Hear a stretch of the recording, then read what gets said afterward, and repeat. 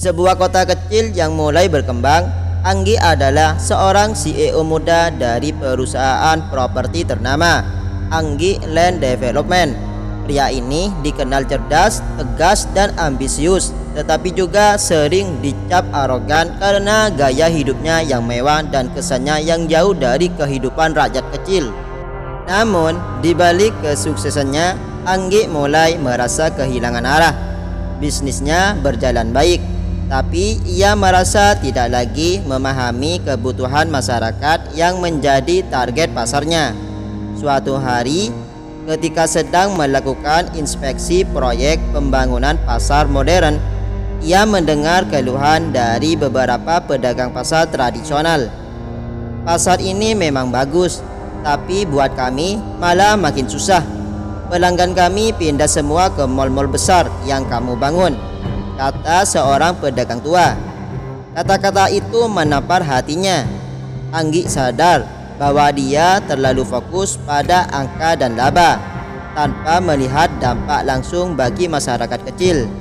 Merasa perlu memahami realitas hidup masyarakat kecil, Anggi memutuskan untuk menyamar.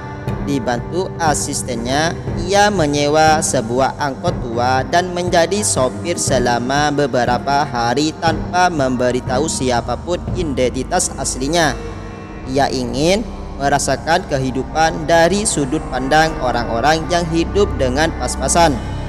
Hari pertama menyamar, Anggi penuh semangat. Ia menyapa penumpang dengan ramah, mencoba mendengar obrolan mereka.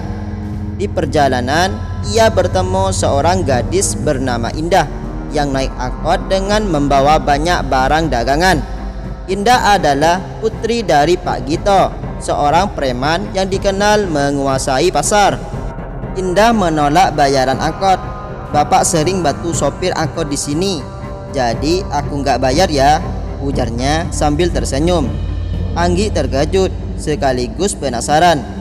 Dalam perjalanan, ia mendengar cerita Indah tentang kehidupan pasar dan perjuangan pedagang kecil. "Kalau pasar modern jadi berdiri, mungkin dagangan kami nggak laku lagi.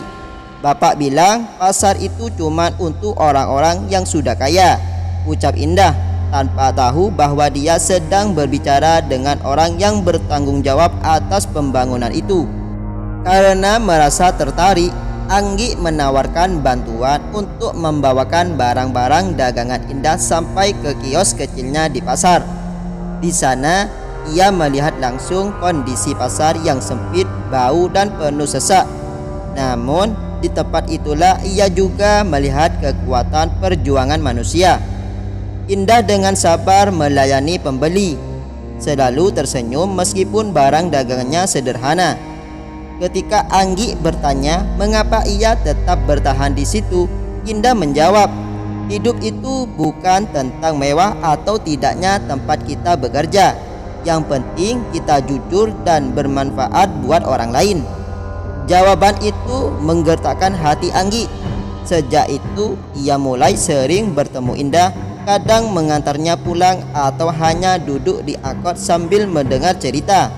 Perlahan ia mulai melihat dunia dari sudut pandang yang berbeda. Namun kehidupan penyamarannya tidak berjalan mulus.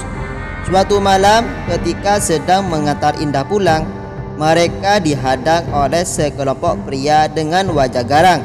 Salah satu dari mereka adalah Pak Gito, ayah Indah. "Kamu siapa berani bawa anak saya malam-malam begini?" bentak Pak Gito sambil menatap tajam ke arah Anggi. Belum sempat Anggi menjelaskan, Indah buru-buru berkata, "Pak, dia cuma sopir angkot yang bantu aku bawa barang." Pak Gito mengangguk, tetapi ekspresinya tetap curiga. "Kalau kamu macam-macam sama anak saya, siap-siap aja kehilangan kerjaan." Anggi hanya tersenyum kecil, menyadari bahwa kali ini ia tidak sedang berhadapan dengan dunia bisnis yang biasa ia kuasai, melainkan dengan kenyataan hidup yang jauh lebih keras. Malam setelah kejadian itu, Anggi tidak bisa tidur. Pikirannya penuh dengan wajah Pak Gito, preman pasar yang begitu keras, dan Indah, gadis sederhana yang penuh semangat hidup. Ada sesuatu dalam kehidupan mereka yang menarik Anggi. Sebuah kesederhanaan yang tidak pernah ia miliki dalam kehidupannya yang serba mewah. Keesokan harinya, Anggi kembali ke pasar dengan angkotnya. Ia sengaja mencari Indah, bukan hanya karena ingin bertemu, tetapi juga ingin lebih memahami masalah yang dihadapi para pedagang kecil. Saat melihat Indah tengah sibuk menjual dagangan, ia mendekat dan membantu. "Masih kuat jadi sopir angkot?" canda Indah sambil tersenyum. "Masih kok, tapi kayaknya aku lebih tertarik jadi asistenmu di sini," jawab Anggi. Mereka tertawa kecil, dan untuk pertama kalinya dalam hidupnya, Anggi merasa benar-benar nyaman berbicara tanpa harus berpura-pura. Beberapa hari berlalu, Anggi semakin dekat dengan Indah. Ia sering membantu di kiosnya, mendengar cerita-cerita tentang kehidupan pasar, dan sesekali bertemu dengan Pak Gito yang selalu memasang sikap curiga. Suatu hari, Pak Gito memanggil Anggi ke sebuah warung kecil di pojok pasar. Di sana tanpa basa-basi, ia berkata, "Kamu sebenarnya siapa? Saya nggak percaya kalau kamu cuman sopir angkot biasa." Anggi terdiam, merasa jantungnya berdegup kencang. Namun ia tetap tenang dan menjawab, "Saya hanya ingin memahami kehidupan orang-orang di sini. Saya nggak ada maksud jahat." Pak Gito mendekat, menatap tajam lalu berkata, "Kalau kamu berniat macam-macam sama anak saya atau orang-orang di sini, kamu bakal berhadapan sama saya. Jangan kira saya nggak tahu kamu bukan orang sembarangan." Ancaman itu membuat Anggi sadar bahwa waktunya penyamaran tidak bisa berlangsung lama. Namun ia juga merasa semakin terikat dengan kehidupan pasar ini. Beberapa hari kemudian, sebuah insiden terjadi. Salah satu pedagang pasar kehilangan kiosnya karena kebakaran kecil yang terjadi akibat korsleting listrik. Anggi yang kebetulan berada di sana segera membantu para pedagang, bahkan mengeluarkan uang pribadinya untuk membantu mereka membeli barang-barang baru. Namun tindakannya itu justru memancing kecurigaan. Sopir angkot mana yang bisa ngeluarin uang jutaan rupiah buat bantu orang? Gumam seorang pedagang. Kabar itu cepat menyebar dan akhirnya sampai ke telinga Pak Gito dan Indah. Malam itu Indah mendatangi Anggi di pangkalan angkot. Dengan nada serius ia bertanya, "Kamu sebenarnya siapa? Kenapa kamu ada di sini dan kenapa kamu peduli sama kami?" Anggi tidak bisa lagi berbohong. Dengan hati-hati ia mengungkapkan identitas aslinya. "Saya Anggi, CEO dari perusahaan yang sedang membangun pasar modern di kota ini. Awalnya saya hanya ingin memahami kehidupan kalian, tapi saya sadar kalau proyek kami ternyata membawa masalah besar buat orang-orang seperti kamu." Indah terkejut, merasa dihianati. "Jadi semua ini cuma pura-pura? Kamu cuma mau mengamati kami seperti objek penelitian?" tanyanya dengan mata berkaca-kaca. "Tidak Indah, saya benar-benar peduli. Saya baru sadar kalau cara saya selama ini salah. Saya ingin memperbaikinya," jawab Anggi tulus. Mendengar penjelasan Anggi, Indah akhirnya luluh.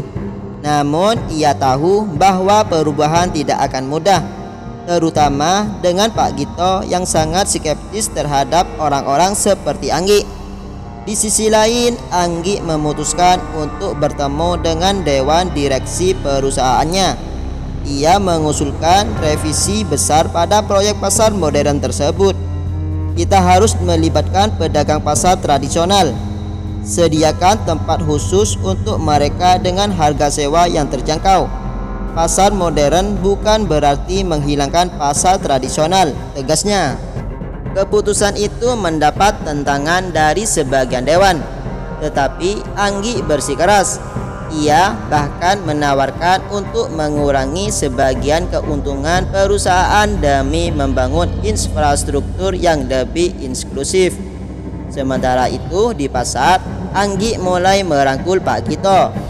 Ia mengajak pria itu untuk bekerja sama dalam proyek pengembangan pasar. Awalnya Pak Gito menolak, tetapi setelah melihat kesungguhan Anggi, ia mulai melunak. Hari-hari berikutnya adalah ujian besar bagi Anggi. Keputusannya untuk mengubah proyek pasar modern menjadi lebih inklusif bagi pedagang kecil tidak hanya mendapat perlawanan dari dewan direksi perusahaan, tetapi juga skeptisisme dari para pedagang pasar. Banyak yang menganggap perubahan itu hanya janji kosong untuk meredam konflik. Namun Anggi tidak menyerah. Ia mulai sering datang ke pasar untuk berdiskusi langsung dengan para pedagang, bahkan membentuk tim khusus untuk mendengar masukan mereka. Ia juga melibatkan Indah sebagai perwakilan pedagang kecil dalam perencanaan proyek. Indah, aku butuh kamu. Kamu lebih tahu apa yang dibutuhkan pedagang kecil dibandingkan aku. Tolong bantu aku supaya proyek ini benar-benar bermanfaat, kata Anggi suatu hari. Awalnya Indah ragu. Kamu yakin ini bukan hanya untuk nama baik perusahaanmu? Tidak, jawab Anggi dengan tegas. Ini untuk mereka dan untuk kamu juga. Di kantor pusat, suasana semakin memanas. Beberapa investor mulai mempertanyakan keputusan Anggi yang dianggap terlalu idealis dengan mengurangi potensi keuntungan perusahaan. Salah satu anggota dewan bahkan mengancam akan mundur jika Anggi tetap melanjutkan rencananya. Kamu CEO muda yang hebat, Anggi, tapi dunia ini bukan soal idealisme. Bisnis itu soal angka, kata salah satu investor senior. Angka memang penting, tapi manusia lebih penting, balas Anggi. Kalau kita kehilangan kepercayaan masyarakat, kita kehilangan segalanya. Keberanian Anggi akhirnya membuahkan hasil. Dengan dukungan beberapa direksi yang percaya pada visinya, proyek pasar modern yang baru mulai berjalan. Pasar itu dirancang dengan zona khusus untuk pedagang kecil, lengkap dengan fasilitas yang mendukung mereka, seperti biaya sewa rendah dan akses pelatihan bisnis. Di sisi lain, hubungan Anggi dengan Pak Gito juga mengalami perkembangan. Pak Gito yang awalnya keras dan penuh curiga mulai melihat kesungguhan Anggi. Ketika Anggi mengajaknya untuk menjadi pengawas keamanan di pasar yang baru, Pak Gito akhirnya setuju. Bapak pasti tahu bagaimana menjaga pasar ini tetap aman dan adil, kata Anggi. Pak Gito tersenyum kecil. Kamu ini aneh. Biasanya orang seperti kamu cuma tahu nyuruh-nyuruh, tapi kamu bikin aku merasa dihargai. Baiklah, aku bantu. Keputusan itu tidak hanya mengubah hidup Pak Gito, tetapi juga menciptakan hubungan yang lebih harmonis antara pedagang pasar dan kelompok yang dulu dianggap preman. Sementara itu, hubungan Anggi dan Indah semakin dekat.